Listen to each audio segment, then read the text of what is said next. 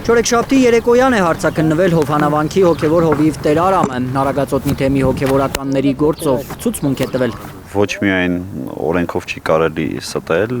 այլ նաև բարոյական չի ստելը եւ հստակ հարցեր են տվել, որ ես պետք է հակամ չասեի։ Ես էլ չեմ խաբել, որովհետեւ հոգևորականին հարց չի ստելն ու խաբելը։ Այնպես որ այն հարցերը, որ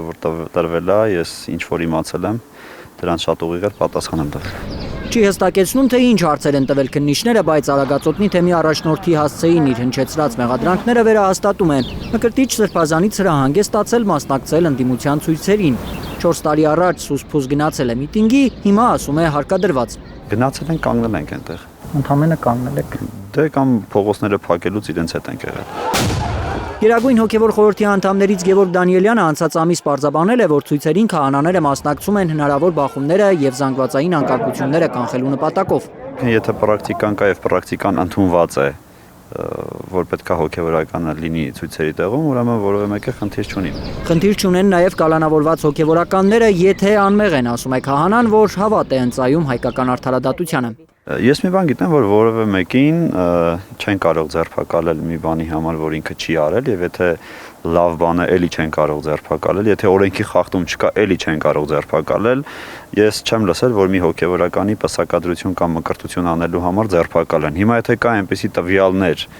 պետությունը ունի այնպիսի տվյալներ, որին որ մենք հոգևորականներս չենք տիրապետում, դեռևս չգիտենք ինչ խնդիրներ ու պատճառներ կա ձերբակալման, ես չեմ կարող ժամանակի շուտ ինչ-որ բաներ ասել, բայց եւ նաեւ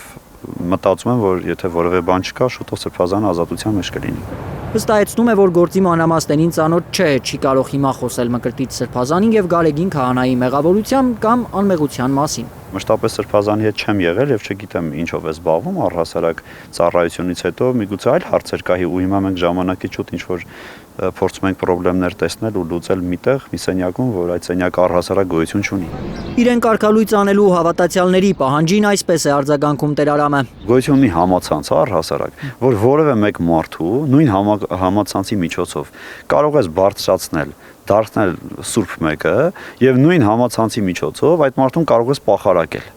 Հիմա մեր հանրությունը շատ հաճախ օգտվում է համացանցյան տվյալներից, որոնք դեռ ստուգման ենթակա են։ Այսինքն այնտեղ պետքա պարզվի այդ մարդը իսկապես նման բան արել է, թե ոչ։ Մեկ անգամ այդ հանրությունը եկավ մոտեցավ, ասեց Տեր Արամ, դու ինչ խնդիր ունես, դու ինչ հարց ունես, ով է քեզ նեղացնում։ Չի թաքցնում, որ նեղացած է շատերից Տեր Արամը, նաև այն մարդկանց է արձագանքում, որոնք իրեն Հուդա են սկսել անվանել, երբ ինքը հանրայինի տաղավարում մեղադրել է հարազատ թեմի առաջնորդին։ Կուգարած թեմի առաջնորդն էլ հուդայականություն է անվանել Մկրտիչ Սրբազանի դեմ ցուցմունք տալը։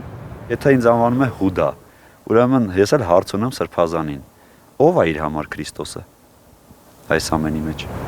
Տեր Արամն ասում է Հուդան արդար Քրիստոսին է մատնել, ստացվում է ինքն անարդարների մատնիչն է։ Ալբերտ Սերոփյան, Հենրիկ Համազասպյան, Արմեն Ապրեսյան, Հայլուր։